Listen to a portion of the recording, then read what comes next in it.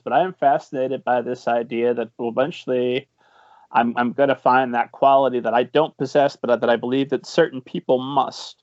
Like if I were to meet Stephen King, I believe that an ethereal music would play whenever he approached. Like, oh, there's greatness. Now I see it. It's shining out of every pore. Regardless of things that have happened with Miss Rowling since the book, and honestly, I'm going to go ahead and say I think she's held it together remarkably well.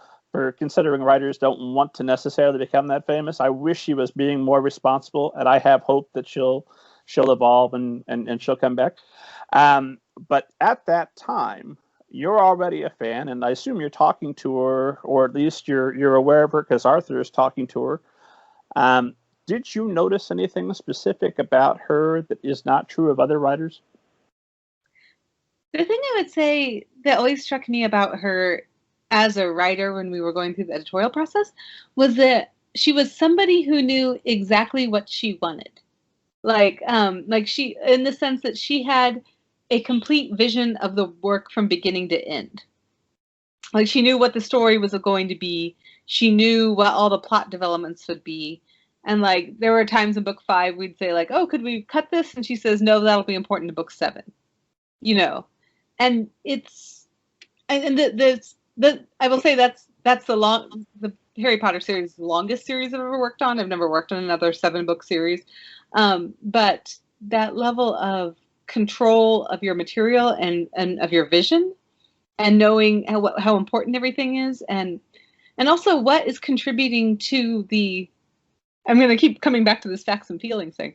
The feeling, the emotional effect you want to create. Like she knew she wanted to have X emotional effect at one time because that makes a difference for Y emotional effect down the road, you know? And that's a thing that I don't often see in writers. I mean, I think writers often have.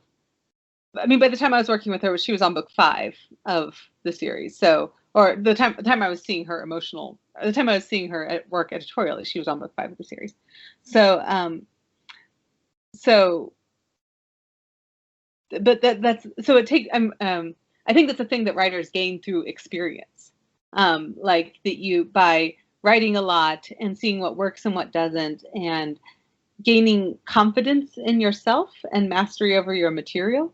Like that's, I think, what that can contribute to that level of vision and control, and then that ability to achieve the effects you want to have and to know what those effects should be. You had a question later down for about writerly ego. You know, Sure. you quoted me somewhere. I don't remember where I said it, but that a writerly ego within certain limits is a good thing, or something like that. Yeah, that sounds like you. I did want to know what those limits were. Yeah. And by that I'm sort of thinking about this level of confidence that she has, and this level of vision. Like I think a writerly ego, when you know the story you want to tell, you have confidence that it's a good story, and you have confidence in your ability to carry it out. Then that's to me is a measure of a good writerly ego. When you have, in the sense that you feel you've got the chops that underlie the ego. You know, you've got the ability to achieve these effects and create this amazing story. Then I feel like you have earned the ego, and you've earned the right to be like, no, I'm not going to take that editorial note because that's not contributing to what I want to do. You know. Versus people who are like, I don't want to take that editorial note just because how dare you suggest something to me, or how dare you, I don't know, it's a fine line, because like there's a comment thread somewhere from Anne Rice, the author of the Vampire Lestat books. I think it's on her book about Jesus or something like that. And when I say comment thread, I believe she either wrote an Amazon review of her own book, or she responded to somebody else's Amazon review of her book, where she said, like, I am not edited. I do not allow my work to be edited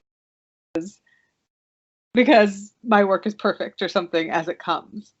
And that, I think, is a writerly ego that's gone beyond its own limits. You know, like, if you're not willing to listen to what other people are saying to you about your work and how it's reading to them and how it's playing to them, if you can't find like readers you trust to like reflect you back to you as what they see on the page, that to me is a ego that's kind of gone out of control. But if you're willing to at least listen to what a smart reader is telling you, which is all an editor is a smart reader, and to say like, oh, that was not the effect I wanted to have. Let me tweak this so the effect I want to have. Like, that to me is a measure of a good writer and a good use of writerly ego. What if the author comes to you and says, I don't want to make your change because this will happen later, but their reasoning is completely wrong? So they have a good reason, it's just not a good reason, but they think they do. How do you resolve a situation like that? This happens more often than you would think. Then at that point, it's my job as a reader to sort of listen very carefully to what they're saying and be sure that my premises are sound in terms of logic. To also be sure, like particularly in the work I do now with diverse books, that I'm not too up in my own head as a white reader, because quite often my experience as a white reader can play differently when working with authors of color. And they might not be writing for me. They might be writing for children of their own communities who would have different experiences than I would, and different vocabularies and different even emotional reactions than I would. And so then I need to be, sometimes I might say like, okay, I trust you to know your own community better than I do, which would be fair. But I can tell them my experience with how things play to a white audience and how things play to a children's book professional audience, meaning both reviewers and librarians, and which is historically, this has been changing, but historically a very typically white audience and a very typically aesthetically minded audience. Like how do the aesthetics of things play out versus the politics of things. And so to come back to your question, like if somebody came to me and said that, I would check my own logic. I would check my positioning as a critic of this.